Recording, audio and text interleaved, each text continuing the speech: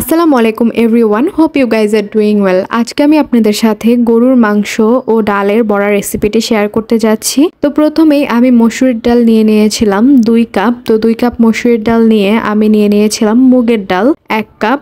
So এই যে দেখুন মুগের ডাল আমি এখানে ঢেলে দিচ্ছিলাম। তো মুগের ডাল নিয়ে মসুরের ডাল একসাথে মিশিয়ে আমি বেশ কিছুক্ষণ পানি দিয়ে ভিজিয়ে রেখেছিলাম।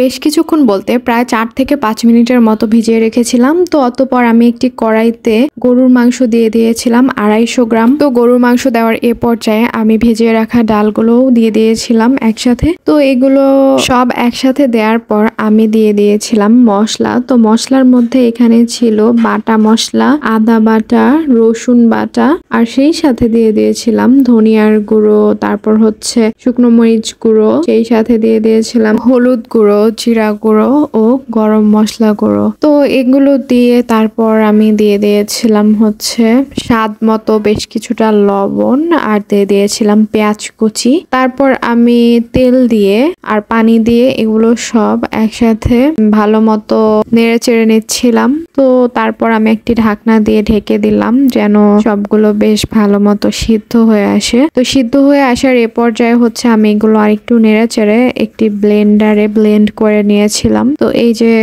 ডাল, মাংস আর মশলার মিশ্রণটি আমি এখন ব্লেন্ডারে ঢেলে নিচ্ছি। তো ব্লেন্ডারে ঢেলে ব্লেন্ড করে নিয়ে আসার পর আমি একটি বাটিতে সবগুলো নিয়ে তারপর পেঁয়াজ কুচি, কাঁচা মরিচ কুচি, সেই সাথে কিছুটা লবণ ও গরম মশলার গুঁড়ো দিয়ে দিই। তো সবগুলো দেওয়া হয়ে গেলে আমি এগুলো ম্যারিনেট করে নিয়েছিলাম। ম্যারিনেট করে তারপর আমি গোল গোল করে প্লেটে তুলে নিচ্ছিলাম। তো এই যে আমি সবগুলো মিক্সার গোল গোল করে প্লেটে তুলে নিচ্ছি। তো এ পর্যায়ে সবগুলো প্লেটে তোলা হয়ে গেলে আমি একটি প্যানে এগুলো ভেজে নিয়েছিলাম তেল দিয়ে। এই যে ভাজা হয়ে গেছে আমার প্রায়। তো এরপরই আমি মূলত এই যে পরিবেশন করে নিয়েছিলাম।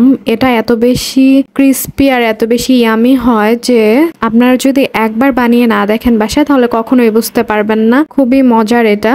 যখন দেখা যায় যে তরকারি থাকে না অনেক সময়, তো হঠাৎ করে এটা আসলে ভেজে খেয়ে ফেলা যায়। তো দেখা হবে আবার পরে অন্য কোনো রেসিপিতে। আল্লাহ হাফেজ।